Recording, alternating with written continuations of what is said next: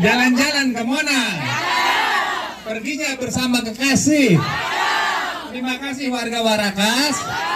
Dengerin baik-baik nih. Saya datang untuk dipilih. Ini saya mau tanya ibu nih supaya saya nggak salah.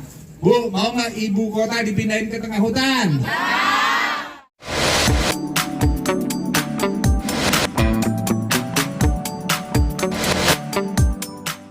Bismillahirrahmanirrahim. Assalamualaikum warahmatullahi wabarakatuh. Apa kabar Bu? Terima kasih Bu ya, hujan-hujan masih nunggu saya. Tapi mohon maaf saya juga terus terang dari pagi belum pulang. Karena daerah pemilihan saya Jakarta Barat, Jakarta Utara, Kepulauan Seribu Bu. Jadi dari pagi, siang, sore, malam saya datang. Saya jarang masang-masang spanduk seperti itu di jalan-jalan, jarang Bu.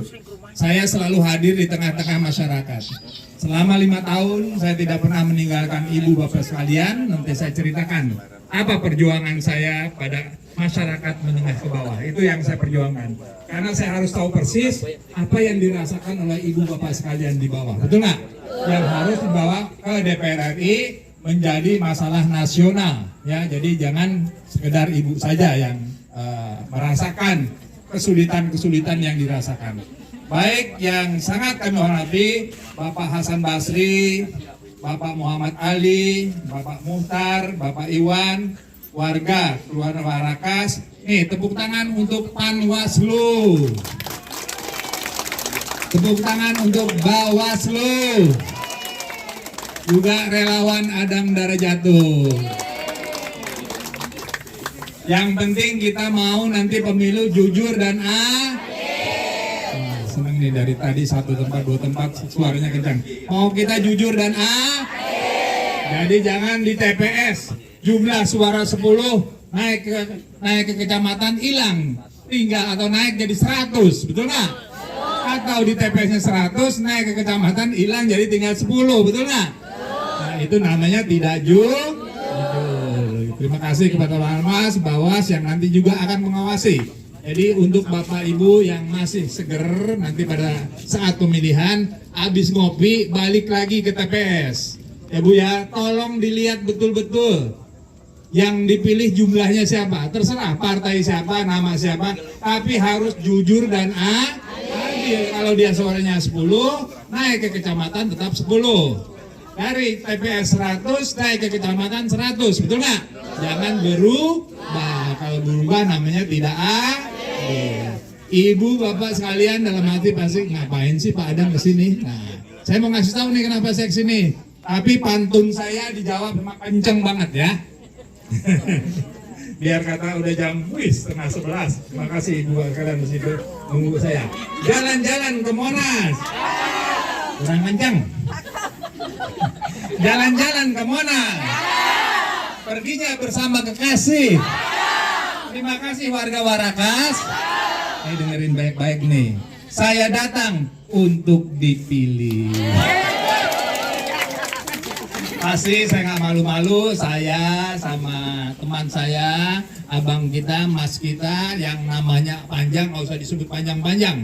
Kita panggil pendeknya aja, punten Pak. Sumarno, ya ingetin aja. Kalau Sumarno, Hadi, Susilo, SPD, susah. Ya, yang penting cari nomor berapa? Namanya siapa? Orangnya yang mana? Kalau udah kepilih nggak datang, dia diapain? Rumahnya timbukin. Ya, itu janji seorang anggota DPR RI maupun DPRD sudah terpilih. Saya selama 3 tahun mau masuk ke bukan 3 tahun. 3 periode. 3 periode keempat, saya tidak pernah meninggalkan masyarakat Jakarta Utara, Kepulauan Seribu dan Jakarta Barat. Kenapa? Karena saya ingin apa sih yang dirasakan oleh ibu-ibu harus didengar oleh pemerintah. Betul nggak? Itu tugasnya wakil rakyat. Ada 4 yang saya perjuangkan selama saya di anggota DPR dan cukup berat melawannya ya. Karena PKS perlu suara. Kalau suaranya nanti udah banyak, kita bisa menyaingilah suara-suara yang besar. Pertama, saya perjuangkan, saya keluar dari gedung DPR bersama Partai PKS karena menolak kenaikan harga BBM. Tepuk tanganmu, jangan ragu-ragu.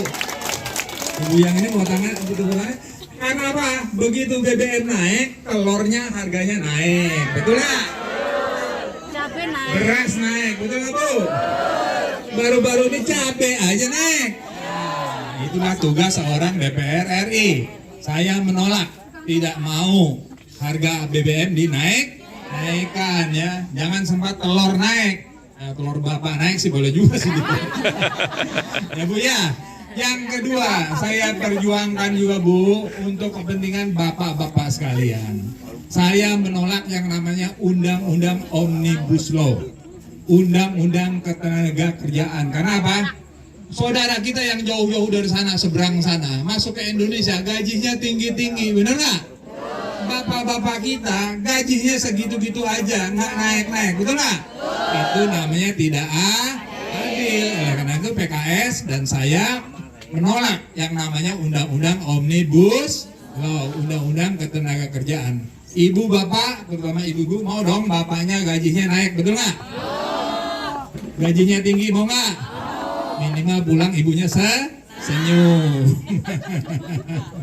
Ya, jadi dua. Satu, kenaikan BBM saya tolak. Tenaga kerja saya tolak. Yang ketiga, kasihan orang tua kita, kakek-kakek nenek yang sudah nabung naik haji, ujung-ujungnya tahu-tahu biaya hajinya naik, betul nggak? Itu kita tolak kenaikan harga naik haji tersebut. Saya sedih ya kalau orang yang tidak pernah hadir di tengah-tengah masyarakat kayak kita nggak tahu, karena saya berdebat.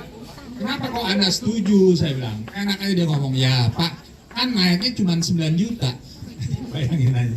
Sedih. Ya dia cuman, karena dia tidak pernah datang ke masyarakat. Maaf ya Bu, jangan tersinggung ya Bu ya.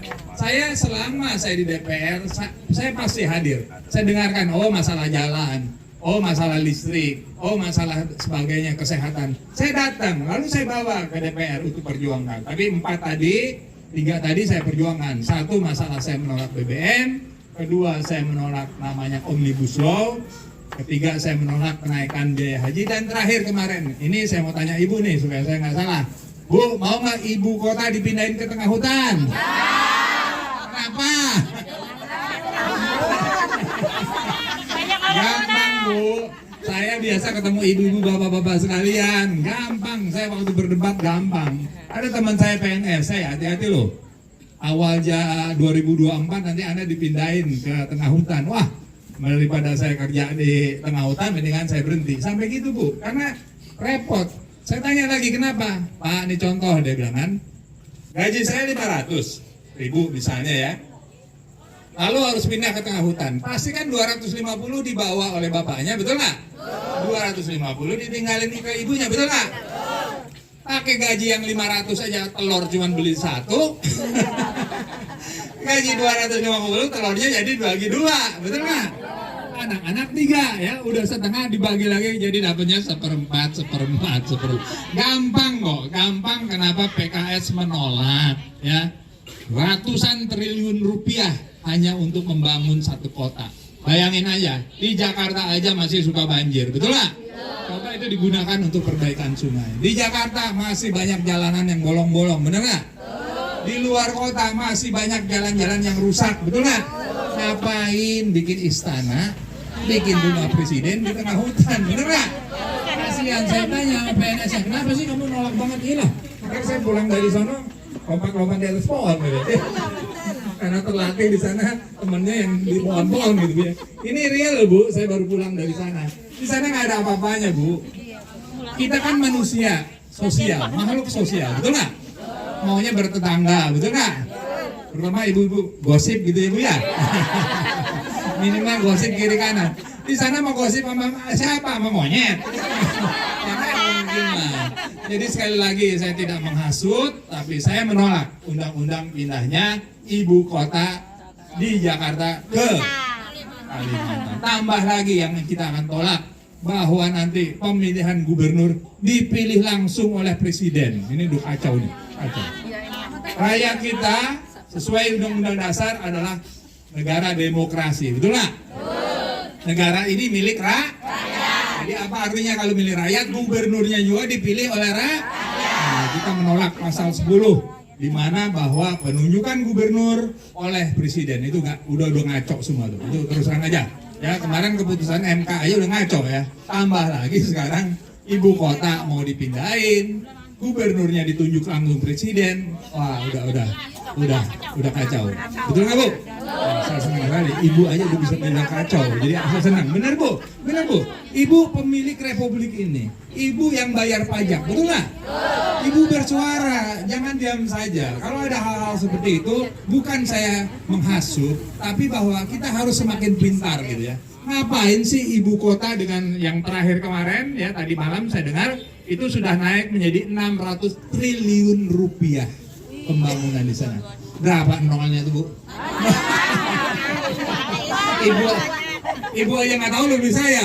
Nah, coba bayangin aja 600 triliun. Coba beresin tuh sungai di Citarum supaya bagus, betul nggak? Tanah jadi air Citarum kayak masuk Jakarta jadi bersih, betul nggak? Pinggiran Ancol tuh, ya sampah-sampah diberesin, betul nggak, Bu?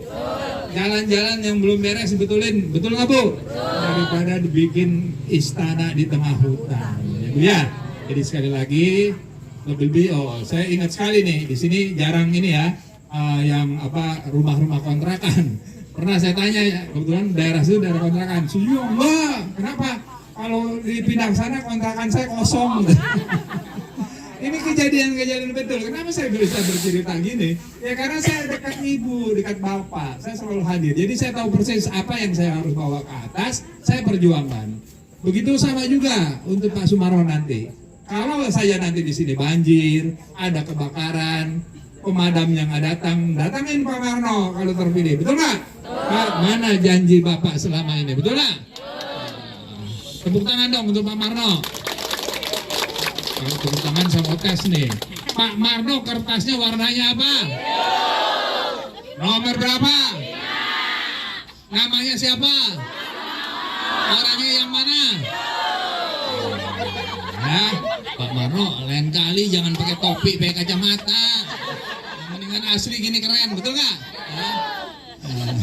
Kayak saya tuh sesuai pakai pici, benar nggak? Ya, jadi hujan. Enggak lah, saya juga kehujanan, pakai pici aja. Ibu ya, saya gembira sekali. Sudah 10:30 saya harus ke RT RW yang lain.